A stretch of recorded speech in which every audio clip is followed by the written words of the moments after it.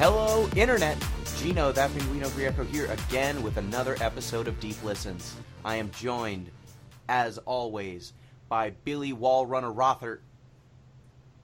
You know, I've practiced wall runs. They're a lot harder than you think they are. Surprisingly, though, wall backflips, not that hard to grasp.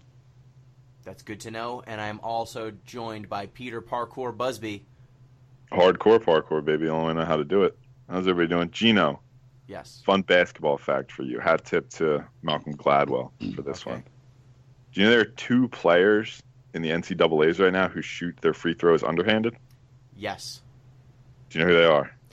One is the son of a pro player who shot underhanded his entire career, and he taught his son how to do it. What is his name? The dad is Rick Barry. Rick Barry, yep. Rick Barry's son. And then the other person is, I guess, a center on the same team? I don't know. I know he's a center from Nigeria. From Nigeria, and he was a terrible free throw shooter, so he went underhanded. He took the dark pact. Wilt also shot underhand in his 100-point game, oddly enough. Wilt could shoot however he damn well pleased in that game. Damn right. So, if you couldn't tell from our basketball facts and our nicknames, today is Mirror's Edge Day. We played Mirror's Edge, the original Mirror's Edge, not Mirror's Edge Catalyst. And so we've got some hot discussion for you. A lot of hot discussion. The hottest discussion. Before we get to Mirror's Edge, we actually got a little bit of feedback. What? Dun-dun-dun-dun. Dun-dun-dun-dun. Some feedback. So, first bit of feedback was from Slag on the Giant Bomb comments.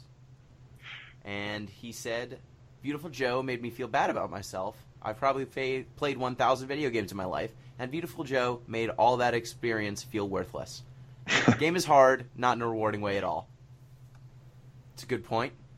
He also mentioned that there were Steam message sounds during that podcast. That was a problem. That has been resolved. Thank you for that feedback. Also, Beautiful Joe, I want to love it so hard, but I can't. You just got to play on kids modes and actually have fun. Yeah, it's a game that makes itself hard to love. You play on adult mode, you're just asking for trouble. And he also had a comment on our interview with Kelly Dunlap and suggested question for the next time if we ever talk to her again. What her take is on Ninja Theory's upcoming PS4 exclusive Hellblade, which is a game that is supposed to be about a character with a mental illness. Did they say it's seriously named Hellblade? Yes. It's the most video game title possible. I was like, video game titles have jumped the shark at this point, right? Like, just they're combining just whatever nouns they could come up with. I'm pretty sure Time Blade already exists. Time Blade. Or Blades of Time. It was a really bad PS3 game, Chrono Blade. So just combine like a weapon and some sort of like abstract famine axe. Yes. Welcome to Famine Axe. Wipe out all these people. Tuberculosis land. No, I was wrong. Blades of Time. That's Blades the of name Time. of the game. Okay. Oh, Blades of Time. Okay. So now that we've got that out of the way, thank you, Slag, for your feedback. And if you want to get in touch with the show, you can go at DeepListensPod on Twitter, deeplistenspodcast@gmail.com, or deeplistens.libsyn.com. We read all of your feedback, I promise. And if it's good feedback, we might even read it live on the air. If it's bad feedback, we'll just ignore it. We'll ignore it and pretend it wasn't there. But that's fine. We saw it. But unfortunately, we have to see all of it. So, Mirror's Edge. It was a game that came out in 2008. It was developed by DICE, published by EA Games. And it stars a lady with a face tattoo named Faith. Billy, why don't you take away some more of the setup? All right, so Mirror's Edge does a pretty cool thing with its opening sequence. It sort of starts you off in this sort of, I wouldn't say music video type deal, but there's a cinematic, and then it just blends straight into your actual first level. The cinematic and stuff is about sweet parkour and cool music, and then we find out that we're playing. The city's heartbeat. It's constrained. but we see it in a different way because of parkour. Yeah. Basically. So in like the first 5 minutes of the game, you run through the level 1, and through sweet parkour tricks, you get to an office building where you find out that a main government official, I think it was a person who was running for mayor or had already been elected mayor or something, something to that effect, was killed, and the protagonist's sister was framed for that murder. So Faith says, I'm going to use my sweet parkour skills to solve the mystery of who framed my sister and kick their ass for it. There we go. Story done. Yep. Who framed Roger Rabbit? Except it was who framed Faith's sister. Yes. Kate. Who framed Kate? And it takes place in a dystopian city with very stark whites and some other colors thrown in, mostly primary and secondary colors. And then you're running around. You're a courier. You're a runner, and you take, I guess, packages from place to place. You don't do a lot of that. You mostly beat up cops. Yeah, you don't curry much. Or escape from cops. Now, I want to, we should go into the mechanics first, but then there's some cool stuff about the courier aspect of this game that we'll talk about later. Yep. So it is a first-person runner, which is a game style that I don't think's been attempted before Mirror's Edge, and since it basically fell out of favor. Mirror's Edge tried it. It kind of half succeeded, and then that idea fell away a little bit. But the way you interact with Mirror's Edge is you are running, and you will slowly gain momentum as you run in a straight line. You can tap the two left triggers. The left bumper will make you, I believe, jump. The left trigger will make you slide, and that just kind of means up or down. So if you're going to, run into like a chest-high wall, if you press the bumper, you'll vault over it. If you've got something that is like, about pipes chest high, or something like pipes, that, and, they're too high to jump over, you slide under them.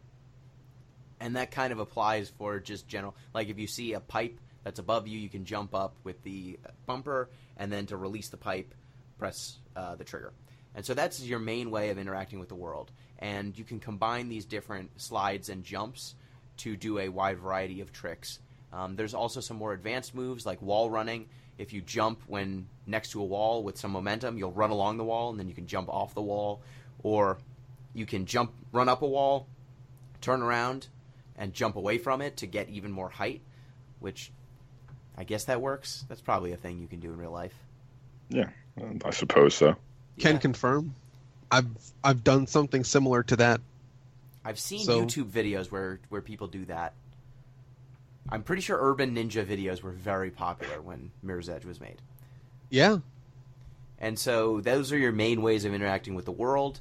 You also have some punches and kicks, and you can disarm people when you get into combat situations. But for the most part, you are running straight, trying to maintain momentum, and the game has this nice thing called runner's vision, which highlights things you can interact with, quote-unquote, because it's usually vaulting off of it. Or I guess it's just generally the direction you need to go has red stuff. And that lets you know that's the way I need to go.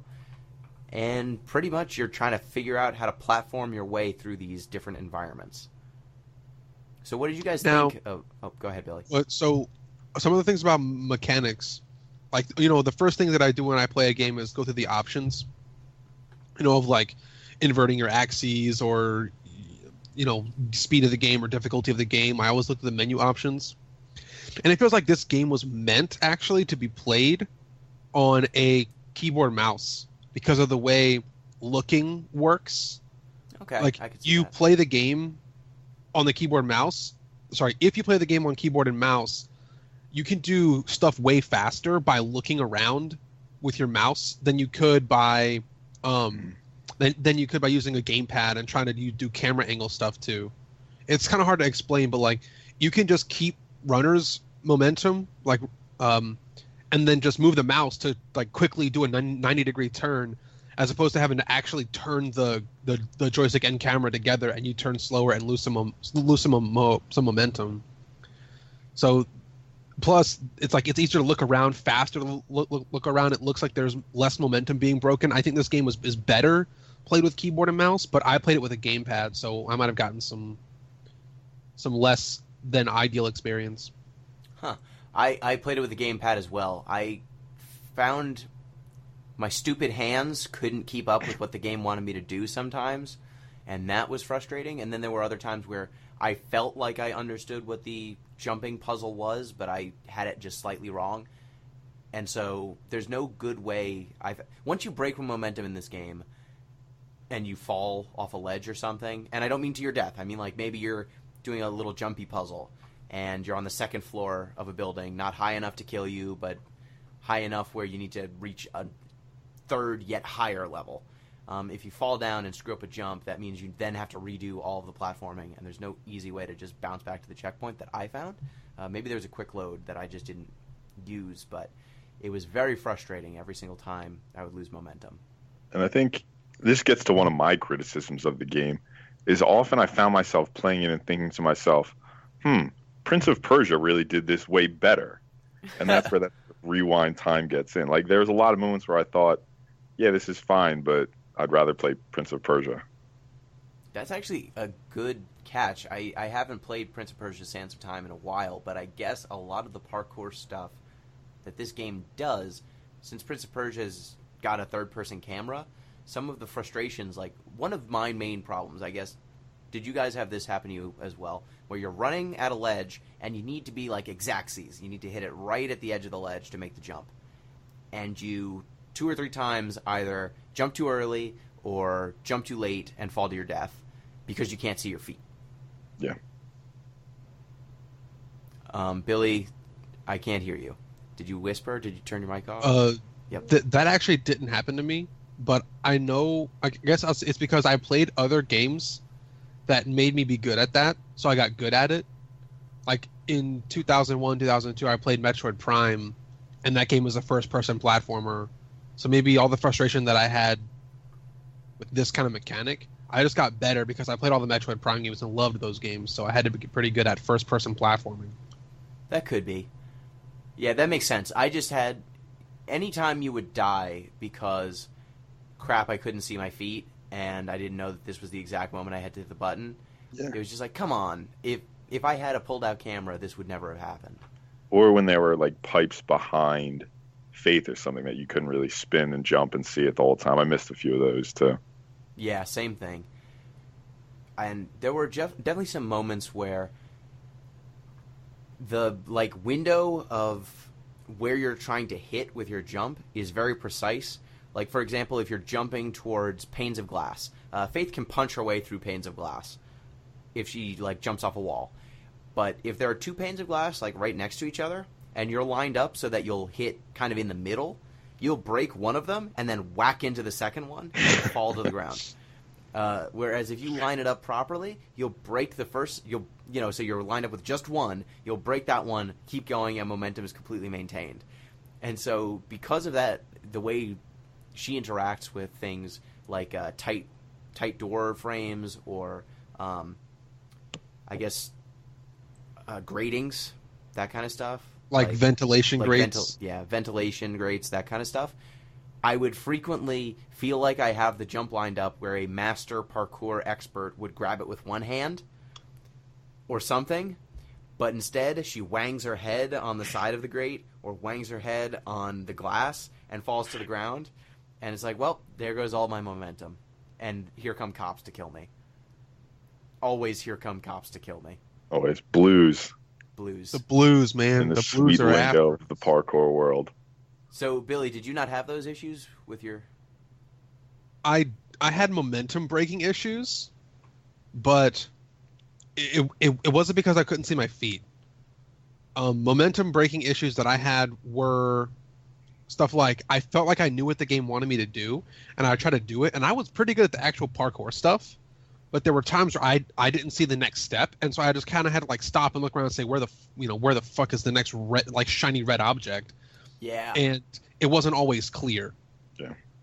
Especially towards in the early game, it's very clear, And I think the early game is the best part of this game. I agree wholeheartedly. Hmm. Because in the early game, and we're not getting anywhere in the spoilers, but you stay like on top of buildings. It's a lot of So- rooftops. Yeah, there's a lot of rooftops, a lot of like multiple ways to get to your destination point. Like there's probably 8 or 10 different ways you can get to your destination point in the first third of the game. But then as you get into the middle and the late part of the game, there's maybe like 1 or 2 ways you can get to your destination. And if you don't figure it out, you're just kind of stuck. And being stuck in this game means you die. Yeah, and that was one of the things that really... So this game has maybe, I would say, like 4 or 5 different types of level. And when I say level, I don't mean like the whole level as a whole, like kind of encounters. These discrete kind of encounters. There's, environment encounters, yeah. Yeah, there's free running, just, nothing's pressuring you. Just get to a place. And that's usually on a rooftop or kind of intermediary places, but like at the start of a level or after a combat encounter. There are combat encounters where there are blues, there are cops that are shooting at you, and you need to get around them or through them while still platforming. There's a third where there's a helicopter or some artificial device that is forcing you to run faster. Something's on your ass, and you need to get away. And those make the platforming a lot more fraught, I found, because now it's like, not only do I have to figure out where to go, I have to do it very quickly, or then I just instantly die. I didn't enjoy those so much. And then there's puzzle rooms, I would say, where you're kind of in a tight space, or even a wide open space, but there's no cops, there's no anything. But instead of being focused on just maintaining forward momentum and moving horizontally, it's usually about moving vertically. So you're in this space where instead of running and then taking a long leap, you're running up a wall, jumping back at a pipe that's partially exposed. Then you're grabbing the pipe and you're turning the camera completely 180 around to then leap to another higher ledge. And then maybe you pull yourself up. And then you have to run up a wall and do a backflip. And then you're good. And those were the sequences that I probably liked the very least. The moments where it is intense platforming, where you have to hit exact spots. And if you don't see it, usually on those spots, you don't die if you fall. You just fall down and have to redo the platforming all over again. Yeah, and for as focused as, parkour is, at least seems to be, on, freedom and innovation and improvisation, the only moments you really get that feeling where, like, I can take any route I possibly want are in those sort of open areas you mentioned as their first type. And I think it's very obvious that in those areas, when you're chaining together combos, that's when the game reaches its height. Those are its best moments. Yeah, I think it reminded me of... So if you're familiar with the games Journey and Flow and Flower, they're made by, I believe it's Hello Games is the name of the That studio. game company? That game company. Yep, good call. They try to use something called flow theory, which is basically described as the feeling of complete and energized focus in an activity with a high level of enjoyment and fulfillment. So just kind of being in the zone, that concept of being in the zone. Mm-hmm. And this game gets there in some spots where you are in the zone, you are hitting the button presses perfectly, you're sliding because you want to slide, you could have vaulted, but you chose to slide, or you hit a particular jump that will vault you very quickly forward, and then maybe you do a wall run just because you can, and it feels really fun and really fresh. And then there are moments when the game decides to slow down or throw something in the way, and I feel like that's completely counter to what it is at its best. Would you think this is an example of, what's that, like, fancy word, ludonarrative dissonance? Ludonarrative dissonance would be story and gameplay not meshing. Whereas I feel like the narrative and the gameplay mesh fine. The idea that she is being suppressed by the police that are crimping her style and trying to stop, free runners from having their freedom. I think that works in that I want to have that freedom and these cops keep coming and shooting me. That frickin' sucks. I would say that it's more a design problem where you want... The moment where you find the fun in this game is where you're running at maximum speed, but, and I guess we'll talk about it a little later, for some reason they felt they needed combat, or some kind of pressure to direct you or to change the type of challenge you're facing. And I feel like that's the problem.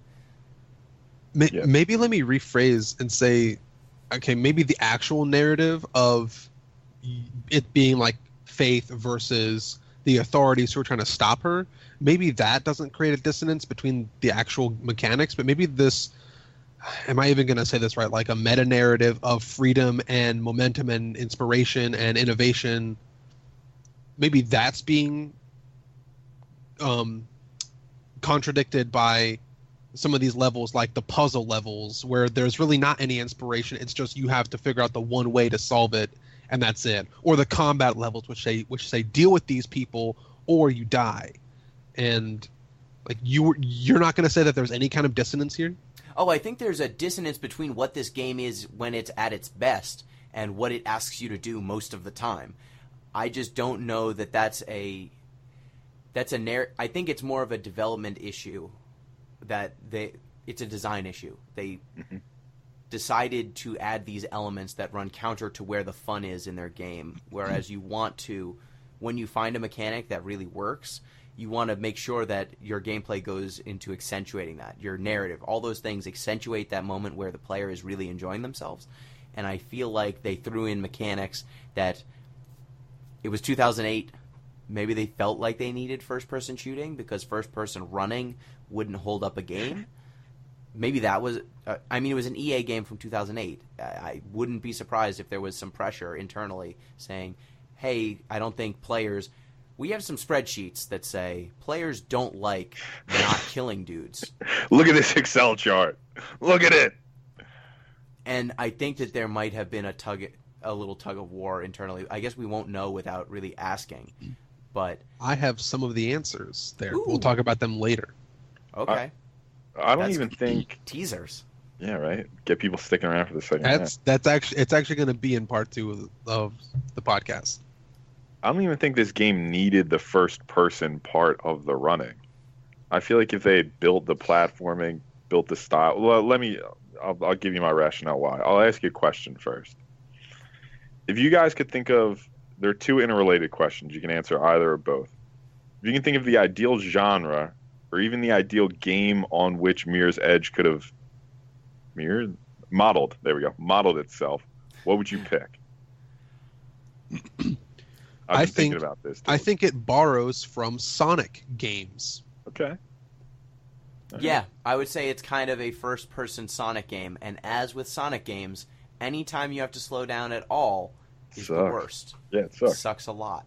And just like with Sonic games, when underwater levels you're choking and then you die if you don't go fast enough, when there are helicopters shooting at you because you're not going fast enough, it's terrible. Yeah. See, the one that... What do you got, Billy? No, because I think then I'm gonna blow my load on this one. I want to let you go first. Oh God, I'm trying to think of games that have combat mechanics similar to this, where even though I think, well, I would just cut the combat out. Yeah, that would be my answer. I can think of games, but they actually came after Mirror's Edge, not before. So the question you asked about games that Mirror's Edge might have looked towards, I definitely think Sonic is a good one to point out. I'm not saying might have. I'm saying should have. Because I think the one I'm going to point out they didn't look at. Should have looked at. Yeah, I don't have much more. I feel like the hook of this game is the first-person perspective. But I don't think it had to be. I don't know. I just think that the free running and freedom of expression, like we mentioned, kind of Crash Bandicoot kind of does some of the running and jumping and platforming and constantly moving forward. Okay. Sonic does that a little bit in 2D.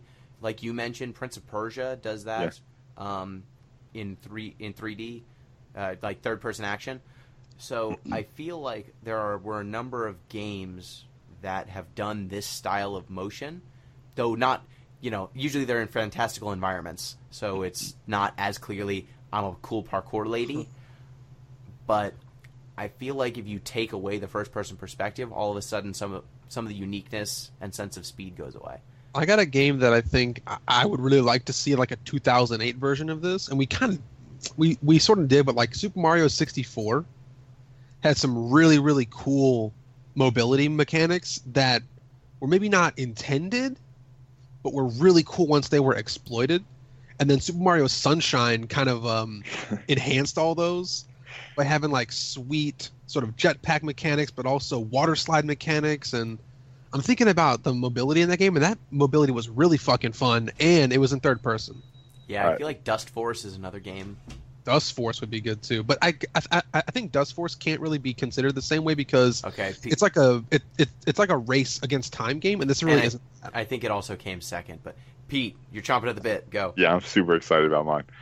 So, what I thought would make a really great Mirror's Edge game is if you just built it around sort of the same mechanics or same ideas as Tony Hawk's Pro Skater. Yep. Now, you could do it with the original ones where it's all just sort of a downhill run. It's for a time, you're just pressing on. Or you could even do it like Tony Hawk Underground, where it's sort of this open sandbox environment and the whole focus is on chaining together sweet combos. Maybe you have missions along the way. I just think that would be so much of a better game if they just kept the focus on combos and just Tony Hawk Pro Skater the whole thing. That is, you know what? You remember all those games I mentioned before? Fuck all those games. Yes. Tony Hawk Pro Skater is what I would... Yeah, because those games are a lot about analyzing your environment, trying to get up onto things or around things, or doing sweet tricks off of things just for the heck of it. Yeah. And Mirror's Edge, there's always this impetus to push you in a specific narrow direction, whereas I feel like the best moments of this game are when you are moving wherever you... If you feel like, at least, you're moving wherever you please. Yeah. So, yeah, I could see that totally. But I think the first-person perspective, like I mentioned with some of the other stuff, like comparing it to other third-person action games, I think you can still have that Tony Hawk-esque combo system in the first person. Oh, yeah, absolutely. I was just saying if we went that Tony Hawk route, we might have not needed... Because the first person seems like a way to separate it out from other sort of games. And I feel like it would have been just as fun, not necessarily more fun, just different in a third-person perspective if you had that focus on combos, creating runs, shaping your environment. Yeah, it definitely gets away from some of the camera problems that all of us mentioned. Yeah. If you can see your body. I want to mention two games that came out on bookends of Mirror's Edge. One of them was Assassin's Creed, which came out before Mirror's Edge. Fair point to mention. And I think I think Assassin's Creed gives us what Mirror's Edge wants, which is more open world and more creativity in how you can achieve your objectives.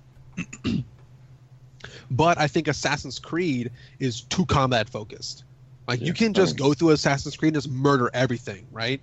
There's almost certainly I think for the first two Assassin's Creed games, there's like a pseudo-pacifist way to beat the game where you only have to kill like the 4 like critical figures, but you don't have to actually kill anybody else in the game. You can just assassin ninja your way around. Conversely, on the other end of Mirror's Edge was a game called Prototype, which I think had amazing parkour mechanics, but didn't really use them. Like, Prototype had such cool parkour mechanics. You could actually fly in that game. Is that the one where the guy gets those superpowers? Yeah. He absorbs folks. That's he eats people, but he gets his like mutant like tentacle powers. And that game had sick mobility, but it just had so much mobility, but didn't actually do much with it except time trials where you'd like talk to an NPC and say, hey, you want to start this time trial? Touch these 5 rooftops in under a minute and you get like a special bonus. And it didn't really do anything for combat or story progression. It just said, hey, we're just going to also have tons of street mobility mechanics in a sandbox environment, but not really do anything with them. That also reminds me, Crackdown. Yeah, Crackdown did that too. Didn't you have like sick jumping in that game and like wall running and stuff? And then you had to get to these agility orbs that were everywhere, and if you got to them, you got better jumping. And it made me not want to play like the regular game. I just wanted to run up and get those orbs. Get those sweet orbs. Yeah, man. I think there's absolutely a space for a game like that, but I think, like you said, it was a moment in time, and we might even still be in a moment like that, where you just had to fit in those combat mechanics. So now that we've spoken about how much we dislike combat and how we feel like this game could have gone in other directions, what did you guys think of the actual combat? Like when you actually were faced with blues? Blues. Pete, go first. Okay. I liked the timing aspect of the disarms. I thought that was a nice touch that, like, if you planned it right and you can even use your slowdown. Oh, right, It becomes... slowdown. Crap, I never used that. You never use the slowdown? Yeah, for the No. disarm. It's the only time I used it, but it creates that nice idea of sort of flow, fits in with the idea that you're sort of it fits into that parkour ideal, whereas when you're just sort of blasting in, and you have way too much health in this game, too. That's the other point I was going to make. You can absorb a lot of bullets, it seems to me, unless they were just missing me. But when you're just going really in, good sweatbands. right, that tank top, bullets just bounce off it. But when you go in and just start bashing people, it's worthless almost. Yeah. I thought the combat was there to be avoided. I did not like the disarm mechanic. I thought that this game was trying to tell you to not get into a head-on confrontation, and doing that disarm mechanic is sort of counter to what the game had to offer, because every time you did the disarm mechanic, you could toss the gun away if you held the button, but most of the time you disarmed the person, then you were holding the gun, and it became a first-person shooter. And it became a first-person shooter. Also, I did not like the slow motion mechanic because it just made you want to do that stuff more. And why slow down a game that gets better the faster you play? Fair point. Sure. Yep. All fair points. So then I think that I think the bullets did too much damage. Really?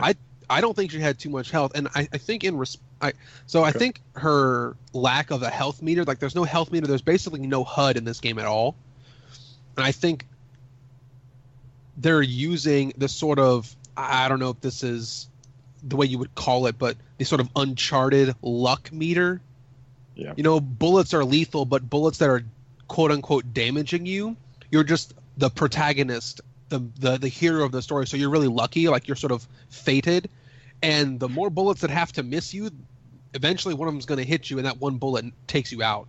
So maybe we get quote unquote shot 5 or 6 times, but I think the story would say only one bullet actually hits Faith. The other ones are narrow misses until her luck runs out, and she gets hit by one. Whatever narrative justification you need to come up with. Either way, I can think of some levels, and I won't describe them explicitly because it'll give away story points, where I'm faced with firearms in way better positions than I am, and if I don't make the perfect decision from the very start of the level, I'm going to get lit up with gunfire and die. There was one time where we were in an elevator. You guys might remember this level where you just you're in an elevator and you have to run out. You only have one way to go. There's 2 guys with assault rifles just pointed at the elevator. And if you don't do basically frame perfect to get out of the elevator, you're just going to get lit up with gunfire and die. Yep. I had to redo that level probably 8 or 10 times before I got it right. And that's a momentum killer. Yeah, and I actually played somewhere in between both of your playstyles. So when I was encountered with, at first, when I was faced with combat, I said, I'm going to be nonviolent. I'm going to be pacifist. Let's get through this. Not smoke anyone. I'm going to be parkour master. Let's go. Me too. And I tried to parkour, and I'd get shot. I would just constantly get shot. And I was just like, is it worth me banging my head against the dodging and the rolling and this time the cop was way better at shooting than he was last time. I don't understand why, but okay, I'm dead. Or do I want to run up to this guy who is a terrible shot, take his gun, he's dead as soon as I take his gun, and then smoke this guy because it's a first-person shooter, and they're really bad at moving, and they take 3 bullets. They basically just stand still. They stand still and just get shot. That's what happens. People. There are different blues that you encounter. They're regular cops with regular pistols, and then as you get further along, they get more and more body armor, but that also means they have better and better guns. So by the end of the game, you're facing people with belt-fed machine guns that take down enemies from long range in 5 or 6 shots, and they never run out of ammo that I could tell. So at that point, if you just take out the first dude with a belt-fed machine gun you can find, everyone else they're dead. They're dead. They're bad at shooting. They're bad at finding you. For whatever reason, have like a uncanny ability to know where the hell you are at all times, even though you're a parkour ninja.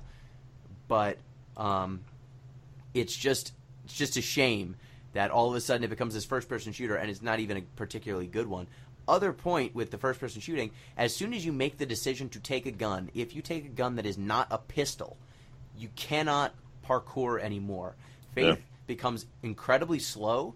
Like this character whose whole thing is running in a straight line really fast, all of a sudden trudges around.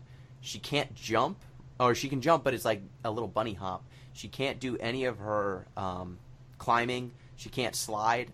Like, all of a sudden it becomes a first-person shooter in controls and in function. And that's just so counter to the way you want to play this game. But when you're in first-person shooter mode, all of a sudden these combat encounters play better because it's a different game. So throwing back a little bit to my menu options, I turned the camera controls pretty high so that I could look around faster. But that made the sensitivity too high for me to aim with a gun. Sure. And then this is another thing that I think is better on if you play the game mouse and keyboard. If you want to play a hybrid style of, hey, sometimes I'm going to use guns because there are going to be people shooting at me and I should be able to defend myself and shoot back, that's a pretty reasonable way to play this game. If you're going to use guns but also want to have smooth parkour stuff, the fact that you can, like maybe have your mouse on a toggle sensitivity if you have a nice gaming mouse, or if you are just going to be faster with your mouse and keyboard and then slow down with the mouse when you're going to aim, you have more control for that kind of stuff on mouse and keyboard than for game pad. And I just think games, if they're going to be multi-platform, should not be just like straight up better on mouse and keyboard than they are on gamepad or something. Well, first-person shooters, they'll have a word with you then. Yeah, sure. And fuck those games. And if you want to talk about ludonarrative dissonance, how's about when Faith is saying, why are all of these cops after me, when in your first encounter with a cop you can just murder them? Yeah. And it's like, why are these cops always around? Well, because you killed, a lot of them, Faith. You killed a lot of them. You could kill, every person you meet in the game, but that actually sort of held up for me because I didn't kill a single cop until, 2/3 of the way through the game. Yeah. And I got to a level that I thought I could not be without killing them. Yeah. Exactly. Faith, you're killing cops. That's why, Faith. That's a capital crime. It's really bad. You're in a dystopian city. They take even less kindly to that. So mechanically speaking, I want to shift points and go towards button layout and button config, and how this game actually did a lot with a little. Okay. Okay. On the gamepad, you're holding your PS3 Xbox controller. Think about how many buttons there actually are in this game. There's move and camera, great. Then there's jump and slide, and action and punch. That's pretty much it. And but bullet you can time.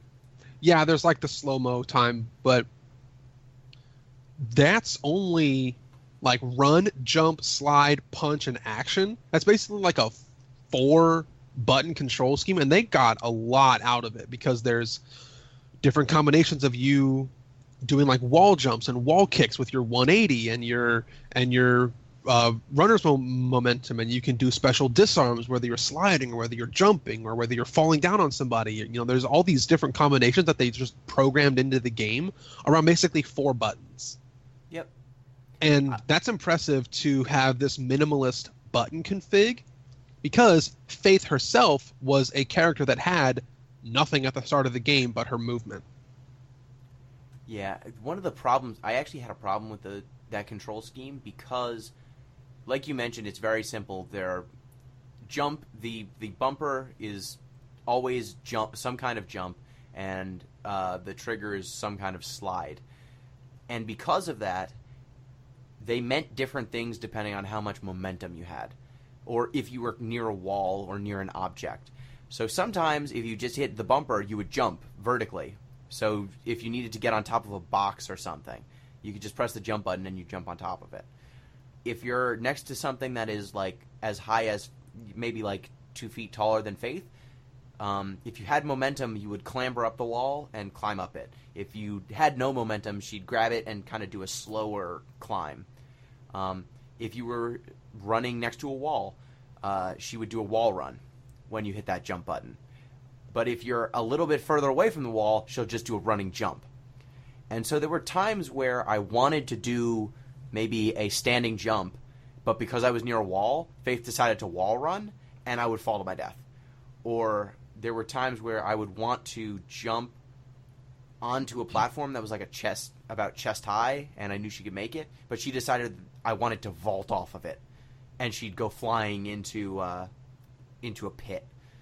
And so there were times where I was stuck in some median where it could have been interpreted as either sort of button press, and I had to be very specific and deliberate about how I was hitting the buttons and what I was close to and how much speed I had, because if I didn't, I'd end up either overshooting my target or getting the wrong kind of output.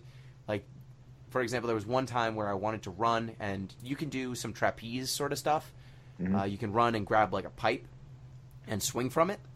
And there was a point where I wanted to run and grab a pipe. It seemed like the game was asking me. It was one of those platforming puzzles where it seemed like it wanted me to jump, grab the pipe, swing to a platform on the other side.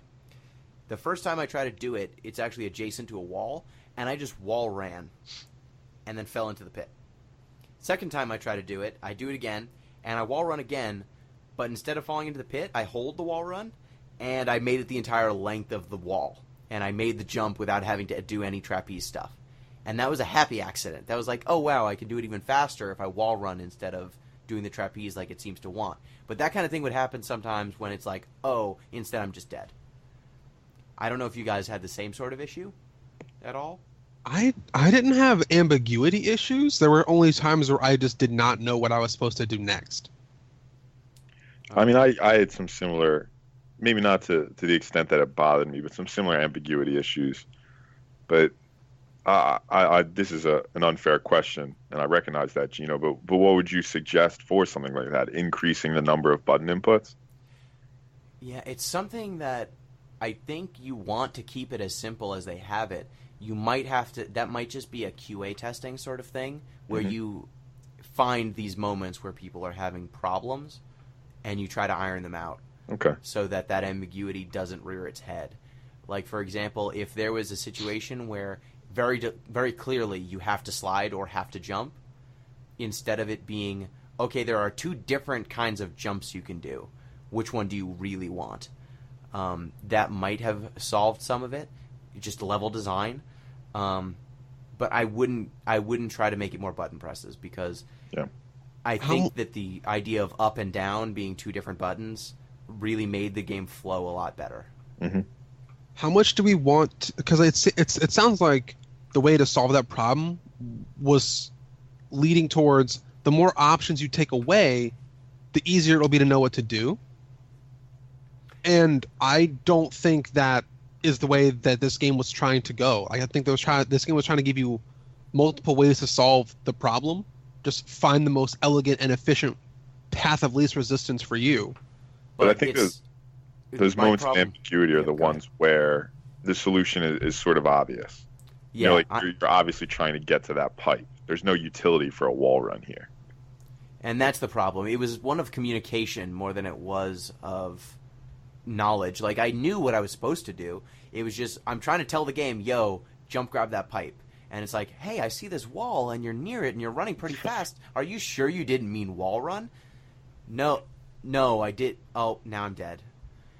And so I had figured out what I was supposed to do, and I knew I could execute it. It's just sometimes, depending on how fast I was going or slow I was going, and how frustrated I got, honestly, because sometimes I would get frustrated that, why are you giving me this input for the third time in a row, and the fourth time it worked fine, and the fifth time worked fine, and now sixth time I'm dead again. And it's in those, again, it's kind of exacerbated by those moments where you're stuck in a single place and you have to nail this frickin' platforming puzzle, where it really started to grate on me, because there, like, for example, there was one time where I was jumping and grabbing onto, like, a hanging ledge, and if you press it twice, she'll pull herself up, and there was not anything, there was empty space on the other side. So if she pulled herself up, she'd fall to her death. So I would press it once, grab on, and sometimes I would press it a second time by accident. Like, you know, you just want to make sure she actually hits it. And she would immediately vault over the top and kill herself. Or I would hit it and then try to turn to, like, jump away from the wall, and I'd get over the top and die. And it's like, well, this button means either jump away from this wall or climb up over it. And depending on where my camera is pointed, it might interpret it as, oh, you're at like a 45-degree angle away from the wall, so you want to climb up it. Oh, you're a 70-degree angle away from the wall, you want to jump away from it at that angle. And it was this muddiness between what I wanted and what the game interpreted it as. And it was another thing breaking up the flow. It's not a huge problem. It didn't ruin my experience. It was just this odd thing that comes in as a side effect of having a game that's so elegant in its design. Sometimes you lose precision. Mm-hmm. I want to throw out another point, sort of a topic shift, but going off of flow. So you guys realize that there were difficulty settings for this game. Which did you choose? Normal. Always normal. Yeah. Normal. Like, we only got two options: easy and normal. You can unlock hard mode and stuff after you beat the game once. I think that this game is like designed to be speed ran or speed races. Like, there's like shout a out way. to time trial mode. I thought that was the best part of the game. Yeah, there is very much speedrun mechanics in this game, and this is a game where the better you are at the game, not only the more fun do you have, but the story is delivered better. Because if you have those momentum break sequences, then the way the story is delivered doesn't change at all. It's just given to you in chunks that now doesn't quite make sense. For example, the person who's speaking into your ear, he's introduced in the very beginning of the game. Merc is the sort of the voice that's guiding you in your earpiece. Merc might have this insane urgency in his voice, but then you get to a puzzle room and it takes you 45 minutes, and so you turn the game off and you turn it back on. Then the next day, because you take a break, you have to just walk away from it and then come back, and Merc has not changed his tone at all. That's weird to me, and sort of breaks not only the gameplay flow, but the narrative flow. So this is another thing where I think, how good you are at platforming games changes how well you receive the story. Because if you're not really good at platformers going in, if this is one of the first video games you play, and you're not that good at platforming yet, this story is going to be chopped up and diluted by having to repeat the same content over and over and over again, which I think is a... What? You're also going to hear Merc go, you need to climb up, Faith, a whole lot of times, because you're going to die, and that's going to be the dialogue. Get your ass moving. The blues are on your tail, and that's just going to happen. You're just going to hear that same dialogue 50 times. I mean, I had to listen to the same plot advance piece like 12, 15 times because I kept dying in one particular level. Exactly. And that just made the story not delivered very well. It makes you angry at this voice in your head who's supposed to be helping you instead of taking it very seriously. So how do you both feel about the player's skill level in some ways determining how well the narrative is received? I don't love it. I think surprising, I'm sure, but I don't love it. I think this is just a video game problem, though, as opposed to a Mirror's Edge problem. It is, but if you have better checkpointing, then you don't have that dialogue being repeated. If you make sure that the cut is right after that dialogue, it doesn't feel like you're being browbeated with, hey, you're at the start of the level again. That's a fair point. But I do think, I guess maybe this isn't that fair to just lay it at the feet. I feel like we've made a similar point before with like storytelling in games, because you could say in a novel it's almost skill dependent in a way, like whether you get the references, the allusions. Hemingway, you could miss 90% of what's going on in Hemingway if you're a shitty reader. Maybe, because I'd say that I've played a fuck ton of video games, lots of them platforming, and because of that experience I was able to probably get more of the story than I would have otherwise. But you make a great point. Likewise, I haven't read shit in terms of novels. So I bet the next novel I pick up, whenever I do in my life, I'm going to miss so much stuff because I'm just not a well-read person. Yeah, and I think that's certainly a part of it. it's just with those Hemingway references, I guess you might be aware of the fact that something's going on over your head, and that might be frustrating. Whereas with this game, you don't get to progress at all until you do better. Yeah. And as long as you are not progressing, it is going to tell you, hey, Faith, the Blues are coming. Hey, Faith, the Blues are coming. Watch out. And you got to move faster. Run faster. It's Groundhog's Day. Like, did you ever see the movie Groundhog's Day? No, it's the Tom Cruise movie. Edge of Tomorrow. Edge of Tomorrow. Good flick. Edge of Tomorrowing. I liked over and it. over and over again. Yeah, man, You're running ahead and dying and running ahead and dying. I just Who's like the Emily actress Blunt. in that? That's Emily Blunt. Emily Yeah, she's Blunt. great. 5-Year Engagement too. She's great in that. Oh yeah, man. Yeah, so I found I had a lot of moments where I was like, when the faith that survives this gets through, it's going to be glorious. But until then, many faiths must die. A couple other things I want to talk about before we get to the story segments. Sure. The game's color scheme, I feel like, might have been, outside of the moments of flow with running, some of its strongest elements. Yeah. I found that the stark whites combined with the primary colors I thought that it was visually striking even now. Yeah, it was very nice. I think it's refreshing to say the least. Yeah. Yeah, that simple color scheme, excellent. The contrast was great. Think about other games that came out in that era, like Assassin's Creed, Very gritty. like Gears of War, and How like do you feel about brown? yeah, like it was very dark. There were lots of games. Gray then. There were lots of games that had blacks and browns and grays and this like super dark tones because we could do really cool stuff How with about lighting olive? now. Olive's edgy. I think, and I think it's because there were breakthroughs in things like lighting and water and textures that people were trying to show off. And this game said, we don't need that stuff. We're going to make a great game with a very specific art scheme that we wanted, and they did.